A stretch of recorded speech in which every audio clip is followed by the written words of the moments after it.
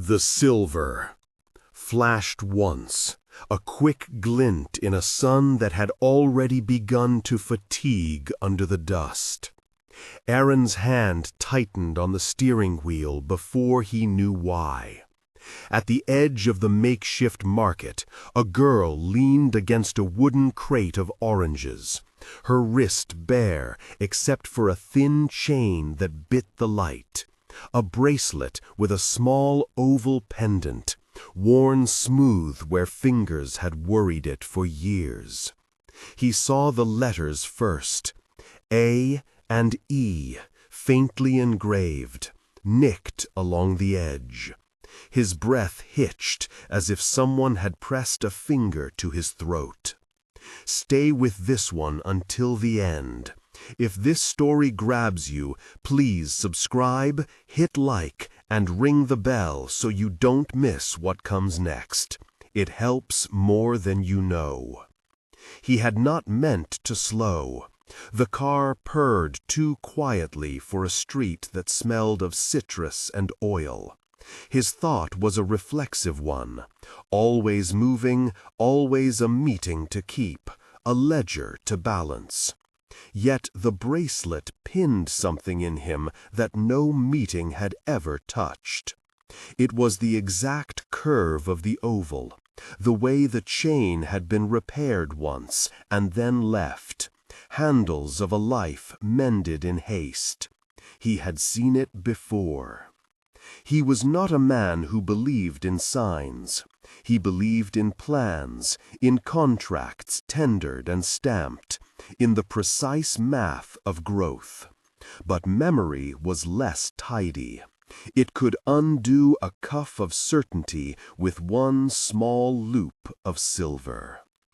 Aaron left the car idling and walked toward the crates, the sound of his shoes a muted metronome against the cracked pavement. The girl looked up, brown eyes steady, eyelashes flecked with dust, and Aaron saw the slowness of someone tasked with keeping hope from spilling over. She kept her hands folded where he could see the bracelet. A thin chain, an oval of silver, the initials A and E matted by a lifetime of being touched. "How much for the oranges?" he asked, more because his voice needed grounding than from hunger. She named a price that would not have mattered to him in the city, and yet when he fished his wallet from his pocket, the weight of small bills felt like a negotiation with a past that had nothing to do with commerce. He paid, for the oranges and for a handful of coins that she could put aside. And when he held the bag out, her fingers brushed his. The touch was light, but it sparked a chain beneath his sternum. "Mia," she said, as if offering a name like a key. Mia Cole. The name hung between them, and Aaron did not move for a heartbeat. Cole, a clean, controlled name, carried from one room to another like a mantle. Mrs. Cole. He had not heard the name in years, not since the polished windows of the mansion had reflected his impatience. The sound of it now was rough, edged with dust and citrus. "You're—" he began. "Mia," she repeated. The way she said it was careful as a prayer. "My mother, Elena, she isn't well." Something in Aaron rearranged then, sliding into a long-forgotten gear. He remembered a woman sitting under an orange tree once, a smaller silver loop at her wrist, a crude seam where a chain had been threaded through by clumsy hands. He remembered the way summer had smelled of cut grass and the rind of oranges. He remembered saying something he had meant and then not meaning, because his world had been a different shape and because other people had hands on the ropes. "Where is she?" His voice was suddenly the voice of a man who had learned late how to ask the right questions. Mia folded the oranges into her apron and glanced, unobtrusively, toward a narrow street where laundry hung like pale flags. 2 streets over, in the house with the blue door, the 3rd house down. Please, if you can. She stopped, a young neck knotted with the urgency of someone who had been taught to hide need behind politeness. Aaron did not know if his steps were steady as he walked after her. He had money, influence, and 1,000 people to call, but no map for what it meant to undo what was done. The bracelet was a rope tugging him toward a life he had left tangled behind the marble doors of his father's house. He moved through the market with an eagerness that surprised him, mundane objects becoming maps to memory. The sour-sweet peel of an orange, the cracked paint of a vendor's sign, a boy chasing a runaway dog. Mia kept her stride, as if she were used to leading strangers who needed directions. Behind them, the city went about its business, deliveries, arguments about price, the soft, insistent cough of someone too old for their work. At the blue door, the air chilled. It was not cold in the way of weather, but in the way a house remembered grief. Laundry flapped in a line like quiet flags, and the thin glass of a window held shadows. Aaron's heartbeat was a list. He had 1,000,000 practical questions. How long had she been ill? What could he remedy? Who had she seen? And one raw, incandescent fear. What if Elena did not remember him? He paused at the lintel, listening for voices. A cough, soft, like something being scraped from the bottom of a breath, stole through the door, and with it the sound of a name whispered into darkness. He knocked once, the noise brittle as a coin. Elena opened the door with a hand that trembled at the wrist. Her face had thinned into an economy of lines.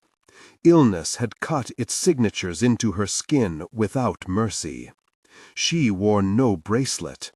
Her eyes took him in like someone decoding a puzzle she had chosen to forget. The slant of jaw, the way his hand found his hip, the hesitation of a man who had lived much of his life practicing absence. "Aaron," she said, voice small and precise, the name a stone in a stream. For a second the room cooled further, then warmed by the slow motion of recognition. He saw then the full arc of it, how quickly happiness can be a fragile thing. He had been 21, the world ahead of him full of plans that excluded the possibility of root. Elena had been 18, hopeful and steady, carrying the kind of bravery that made small kitchens into sanctuaries. He had given her the bracelet under the orange tree, a crude, earnest promise looped with a laugh and the gesture of a young man who thought promises were like coins, spent with ease, found again if needed. She had kept it. His words failed, as if the decade between them had been a thick fog that refused to be parted by reason. "I shouldn't have." "You left," Elena said without alarm, only stating a fact like weather. She was not asking for his apology, she was setting the scene. "You left with your things and your grandfather's courier and a promise that you would write." A long silence lived in the space between his first regret and the truth of her memory. He saw again the note he had folded in haste, the simple ink that named the life he had wanted and the date he had given himself to return. He had meant to come back. He had sworn to return. He had not known then the way men expect life to bow to their intentions. "I wrote," Aaron said. "I tried to." He stopped, because Elena's face shifted. There was a memory she carried that was fierce and private. The night she had waited by a narrow window, a letter clutched in the palm of her hand. She had been young enough to believe in gestures and old enough to know when a house with many rooms would swallow a single voice. "They said it never came," she said, the words smooth, controlled. "Mrs. Cole said the mail was lost. She said it was better, a fresh start. She told me not to tell anyone. She said she would—" Elena's voice trembled, and for a moment it cracked like thin ice. "She said she would take care of it." Mrs. Cole's name was a blade with a velvet handle. Aaron could see her then, cool, composed, the way she arranged people as one arranges furniture. He remembered her smile that did not reach her eyes, the economy of her gestures, the small congratulations that ended with a consequence. He saw the mansion's polished floors and the hush where decisions were made like sealed envelopes. Elena's hand returned to rest on the pendantless hollow of her wrist, where once the bracelet had slept. The absence was a small, fierce cut. "I kept this for him," she said, and then she was inside the house, tucking a shawl around her shoulders with the economy of someone who had lived on the edge of warmth. Aaron stepped into a living room that smelled faintly of orange oil and old books. The thin mattress in the corner bore the imprint of a body that had been ill for too long. The light made everything small and true. He saw on a chipped table a folded scrap of paper, edges frayed, ink smudged as though someone had tried to hide what it said by crying on it. He did not read it. He could not yet. "Where is she now?" he asked, though he knew the answer lay in that folded paper, in the way Elena's eyes caught on the doorframe. "My daughter," Elena said. "She's 16. Mia." Her voice carried no accusation. It carried the practical facts of a life made tidy by necessity. "She works at the market. She takes the medicine when we can get it. She washes and knits and tries to sleep.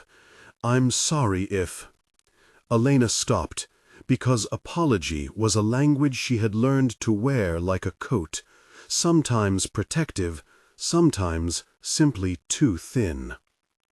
Aaron knelt then, as if some muscle in his chest had been called on to perform an old duty. "I am sorry," he said, and the words felt small. He searched for a way to write decades. "Tell me what you need. Tell me where they sent you. Tell me everything." Elena watched him for a long, slow breath. The house exhaled with her, dust motes drifting like small, private stars. She began then, quietly, to walk him through the years that had folded like a map, creased and unread. She had been hired as a maid at the Cole mansion when she was 18, a girl with hair that had learned to knot itself in the wind, and hands that understood how to mend a torn hem. Aaron had still been learning how to be a man who felt comfortable in a house of great rooms. They had met under an orange tree at the edge of the property, an orchard that smelled of sun and sting, where gardeners left their lunches and secrets in the shade. He had a laugh that made her believe for a while that leaving might be an option she could consider. He had a way of seeing her that felt like sunlight scoring the surface of a pond. They'd shared simple things, a sandwich split between them, the quiet of a shared cigarette once when a storm bled through the gutters. He had given her the bracelet the first evening they admitted, in the privacy of a hedgerow, that complicated things had begun to feel simple where they met. He had carved A and E on the oval in a clumsy hand with a pocket-knife, because he could not afford anything more elaborate then. He had meant the gesture to be a knot that would hold them in place until life calmed. Elena's hands moved as she spoke, folding a cloth with ritual care. I kept it even when he left. I put it on in the morning and took it off at night, and it made me believe. She folded the cloth and tucked the edge under with a gentleness that made the room smell like laundry and quiet duty. When I found out I was pregnant, I waited. I thought he would come back for us. It wasn't just me, Aaron said. There were things at home, expectations. My father. He found the sentence unraveling at the edges. He had once thought trading one life for the possibility of another required a ledger of courage. He had been wrong. It wasn't only your father, Elena agreed, but she did not push. Mrs. Cole had a way of deciding who fit and who did not. She spoke to me as if I had paper hands. Things could be folded and disposed of without consequence. She told me the house could offer a better place for the child. She talked about adoption as if it were an act of charity. When I refused, she said she would take care of the paperwork for my own good. The way Elena said it made Aaron think of doors closing slow and heavy. He pressed his palms together and felt his own impatience like a small physical ache. "Did you write to me?" Elena's laugh was not a laugh. "I waited for a letter. I had a note folded under my pillow, and then I woke one morning and it was gone. Mrs. Cole told me the post had been misplaced. She told me not to worry, that she would speak to you." Elena's hand moved in a slow, decisive motion, as though reaching into the past to remove an invisible stain. "She came to my room that night. She said she had handled things. She took a lamp, a teacup, and a letter from me that I had hidden in the hollow of an ironing board. She told me it was for the best." Aaron felt the air narrow. The image was terrible and simple. Mrs. Cole, hands folded, a smile with a hard kernel. He saw her remove paper and opportunity with the same unruffled movement that she used to arrange flowers. "She burned it," Elena said, speaking the word like a verdict. "She said there was no use keeping such things. She told me the house would give the baby to someone who could provide. And then she told me to leave." Why did she? Aaron wanted to ask. Why had she wielded power that way? But answers like that were often simpler than they felt.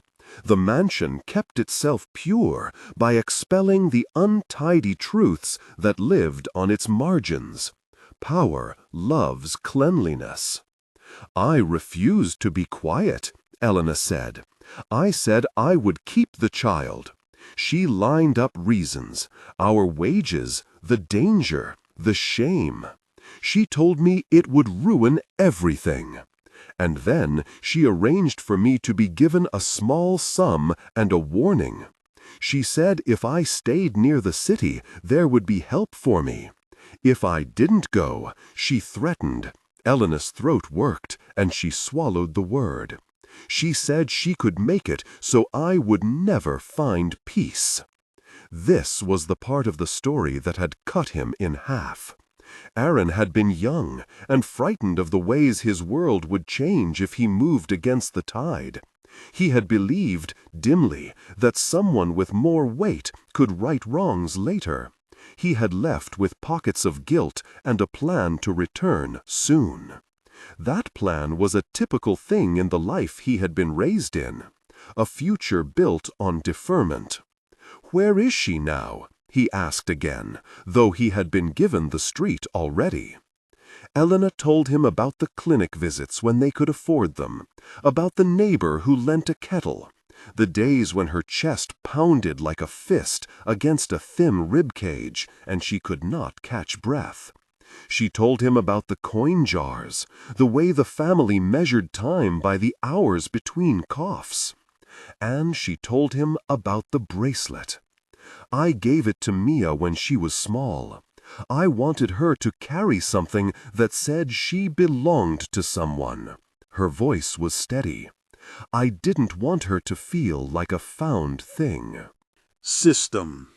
There was a place where truth and necessity collided in a single harsh sound.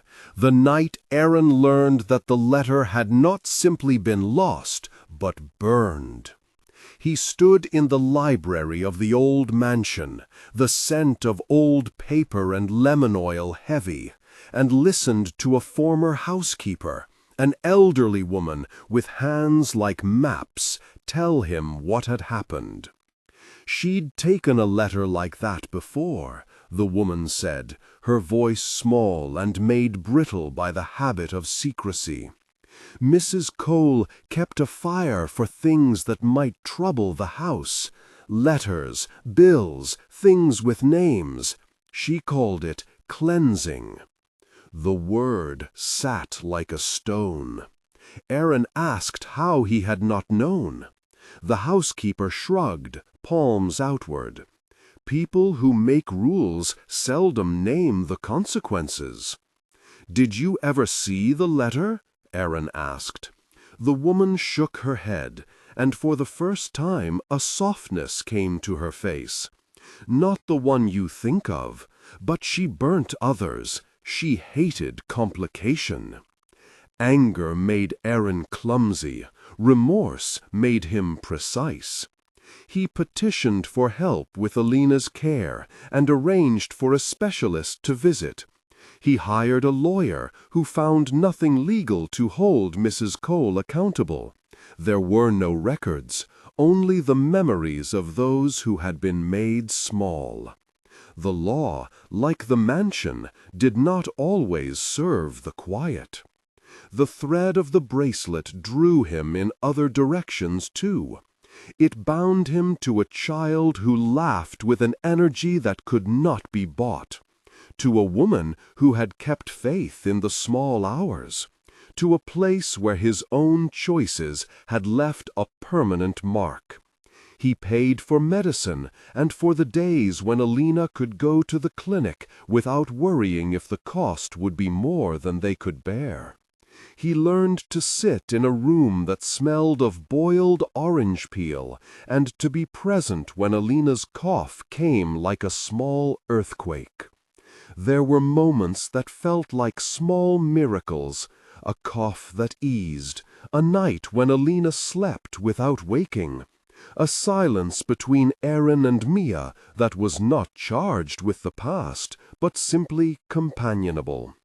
There were also bruises that did not fade.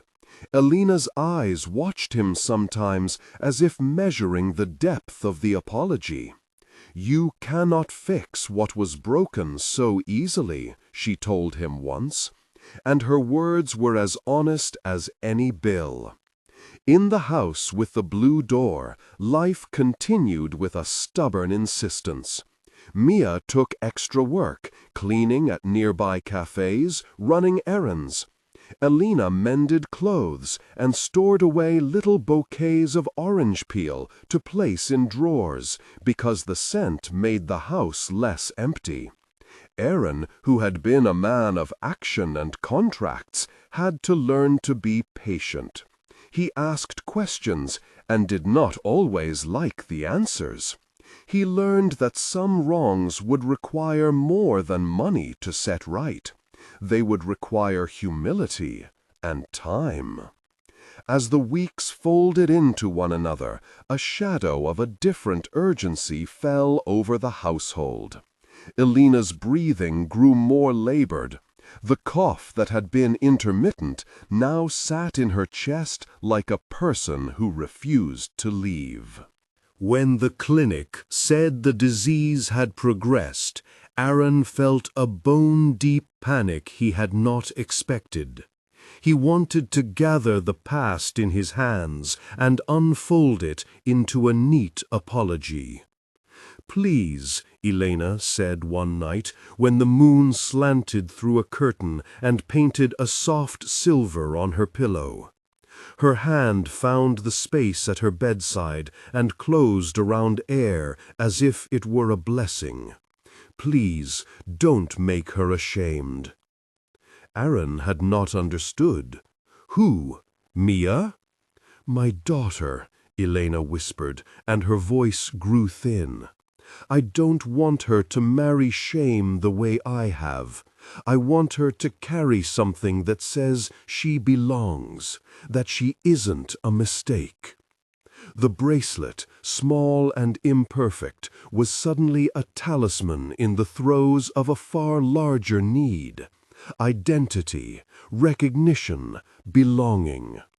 Aaron's fingers curled around the memory of affixing the crude initials, his promise then simple, inadequate, true. "She deserves to know the truth," he said, the words heavy but certain. Mia sat on the floor by her mother's bed and took Elena's hand. "She will know," Mia promised. "I promise." It was a small, private prayer, a contract of two people who were not in authority, but in love. The bracelet, once a relic of a youthful romance, had become a bridge between the past and the future. It was in that fragile knot that Aaron decided to try to tie what had been untied. He went to Mrs. Cole's house with the one unbending weapon he had left, presence. He wanted questions, answers, perhaps the satisfaction of a reckoning. He found her in the same posture he had remembered, poised, immaculate, the portrait of someone who had always been in control. "Mrs. Cole," he said, and the name landed in the room like a declaration. She smiled as if receiving a visitor who had come to pay respects. "Aaron," she said smoothly, "how good to see you. How may I help you?" He could have brought lawyers. He could have presented evidence. Instead, he brought the small, honest confession of a man who had failed. "Do you remember, Elena?" he asked. "Do you remember the night you burned a letter?" Mrs. Cole's smile did not falter. "I remember many things. Why do you ask?" "Because she is sick," Aaron said. "Because she kept something for me that I should not have given away." The words hung. Mrs. Cole's eyes flicked, the motion subtle as a bird's wing. She had always managed the world as if it were a placemat to set just so. "That woman made choices," she said. "Choices have consequences." "She was pregnant," Aaron said, each syllable a small, blunt instrument. "She kept my child." Mrs. Cole considered him as if appraising a painting for its flaws. "Is that why you are here?" she asked. "To claim responsibility?" "I am here because she is dying," he said steadily, "and because a letter was burned." Mrs. Cole's laugh was small. "You speak of things decades old. What do you expect me to do? Time moves on." "Time isn't a law," Aaron said. "It's the stories we tell to forget what we have done." Help me find a way to make this right. Her expression changed then, the slightest contraction at the mouth. For a moment, perhaps, she saw herself not as a manager of other people's fates, but as a woman who had once orchestrated outcomes and now faced the cost. Her voice, when it came, was deceptively neutral. "Money can cover many things," she said, "but what you seek is not merely money." "No," Aaron agreed, "I know that now." She steepled her hands in the old, practiced gesture of closure. "You should not expect public redemption," she warned. "There are reputations to consider." His throat tightened. "Reputations are precisely what hurt people," he said. "They are what made you decide who belonged and who did not." Mrs. Cole's face schooled itself into the old defiant calm. "You want to rewrite the past," she said. "You cannot rewrite the past." He felt, deeper than anger, the flaring heat of injustice. But the fight he had chosen now would not be public. He had yearned his power and how to wield it with discretion. He chose instead to use what he had to situate his responsibility in the present. That night, he returned to the Blue Door with a medical team and a determination that resembled prayer.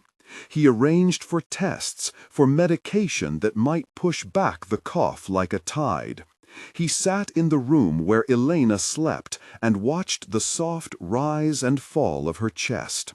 He whispered apologies in the dark, words that gathered like small, useless coins, but that were honest. Elena opened one sleep-heavy eye and saw him. "It will not be that simple," she said. "You cannot buy what others took." "Then I'll be here," he answered, "simple as that, for as long as you will have me." She smiled faintly. "Do not make more promises than you can keep." He took the bracelet from a drawer where Mia had kept it wrapped in an old handkerchief. The silver was dulled but intact. He placed it in Elena's hand and felt for a brief second that time could be uncrumpled like paper. Elena stroked the initials as if reading them by touch. "Keep it," she said. "Let her have it." Later, when the night had thinned to a single blue streak and the house settled around its small, fragile breathing, Aaron held Mia's shoulder and saw in her the stubborn endurance of her mother. He found himself, unexpectedly, thinking of the life that might be possible if a man who had been taught to postpone responsibility decided to be present. "She will know the truth," he promised, "and I will stand by it." Mia's face, young and fierce and exhausted, broke into something like a smile. "Thank you," she whispered. Outside, the city continued to move. Trucks sighing past, a dog barking in the distance, the faint sound of a radio playing a song about small-town longing. The bracelet glittered when the moon touched it. A and E, like a hinge between what had been and what might yet be. Cole's decision still hummed like a subterranean current. The burned letter did not simply vanish, it had rearranged lives. Aaron understood now how responsibility required more than presence. It required courage to challenge the structures that had once made silence possible. The path forward would be narrow and sharp. As dawn edged toward the city, Elena slept. Aaron sat by the window and thought of the orange tree where he had once given a promise that had been too small to hold the weight of his life. He whispered a private prayer, no public sermon, only a short, fierce plea for mercy, and the sound felt like a small bridge between him and the woman who had kept faith. Then, as if on the motion of a ship reversing course, he rose and left. There were people to find, papers to uncover, the stubborn work of reweaving a life. He had learned that good intentions were not enough. Actions had to follow. He drove without direction at first, thinking, then with the sharpness of a man who had suddenly found the true measure of what he had lost. At the market, a vendor called out numbers. Mia moved through the crowd with the grace of someone who had learned to be small so the world would not notice. Aaron watched her and felt the weight of something irrevocable shift toward him. A choice. To be present. To be seen. To be responsible.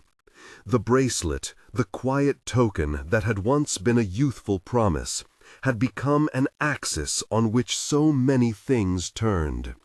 He was no longer the young man who could leave and expect a tidy return. He had been given, finally, the thing that could not be bought, a second chance to do the right thing. He reached for his phone, an instrument he had rarely allowed to connect him to the smallness of his past, and found the number of a woman who had once served at the mansion, who kept things like confidences, who might know of the letter's fate beyond rumor. He would need her help to confront what Mrs. Cole had done, and he would need to be gentle with the truth, because truth could sometimes be a weapon no less sharp than the decisions that had created wounds. He closed the screen and looked once more at the blue door. Elena's cough came, softer now, an uneven rhythm that made the room press in on him.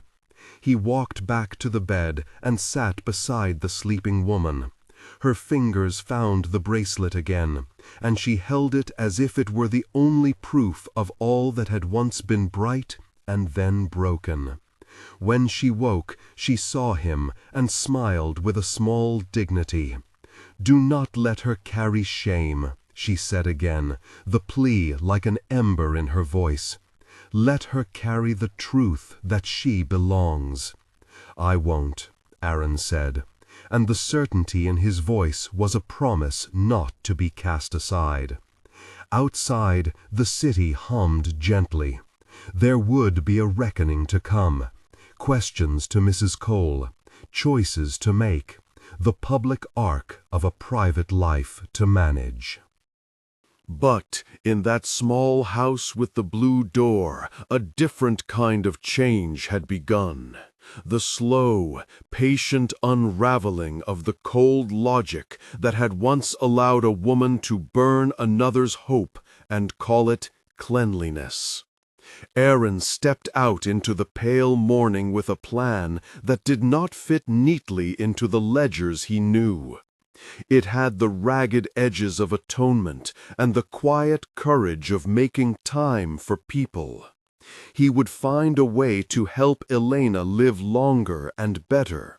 He would teach Mia that names were not labels of shame, but declarations of belonging. He would bring Mrs. Cole to answer, not in public spectacle, but in the sober light of accountability. He had no illusions. The path would not be easy. But as he walked back toward the market, the bracelet glinting in his pocket like a bright, small accusation, he felt an urgency that tasted like redemption. Behind him, in the house with the blue door, Elena slept and dreamed of an orange tree. Her hands rested near the pillow, fingers curled as if they still held the world. Mia hummed softly in the kitchen, an old lullaby, and the smell of orange peel warmed the room. And somewhere in the mansion, Mrs. Cole arranged her roses and wondered why the world had turned sharp in a way she had not expected. Aaron pulled open the door of his car and sat for a long moment. The counsel of his life spread like a table before him. Then he started the engine and drove to the clinic, to a lawyer, to a woman who had once burned a letter for the sake of a tidy house. He drove to take the small, stubborn steps of a man trying to sew up what time had undone. He did not yet know how the story would end. He only knew that when he had first seen the bracelet glinting on Mia's wrist, a door had opened that he could not now close. He felt both shame and clarity, a rough twin of hope. It would take more than money. It would take truth, courage, and the willing hands of those who could help. At the edge of the market, a child chased a puppy, and the sound was bright and small against the city. Aaron watched, and for the first time in many years, he felt a readiness to make amends that would not be performative, but persistent. He pressed his palm to his chest and found the steady, insistent thrum of a heart prepared to act. He would go to Mrs. Cole and ask her to account for what she had done. He would make sure Elena had care. He would help Mia find a life that was not stitched with shame. And he would, he promised himself, face whatever consequence came for the choices he had made. Mia watched him leave and fingered the bracelet at her own wrist, feeling the initials like a secret and a key. She did not know the fullness of who Aaron was or the depth of what had been taken, but she knew one thing with the certainty of youth. Someone had come who could help. Elena woke then, and for a moment she looked at Aaron with a clarity that made him understand the scale of what lay ahead. "Do not let them take her," she said, voice thin but fierce. "Promise me." "I promise," he said, and the promise was simple and full of weight. They did not yet know how the legalities would fall, or how Mrs. Cole would answer. They did not know if trust would be easy to rebuild. But as the morning light spread and found the blue door, there was a movement toward reckoning, an attempt to stitch broken things together with the only tool left to them, the stubborn, imperfect act of showing up. And the bracelet, a small oval of silver with the initials A and E, sat on Elena's wrist like a small archive of a life that refused to be forgotten. A car door closed in the street, a cough eased in the next room, and the city turned another page.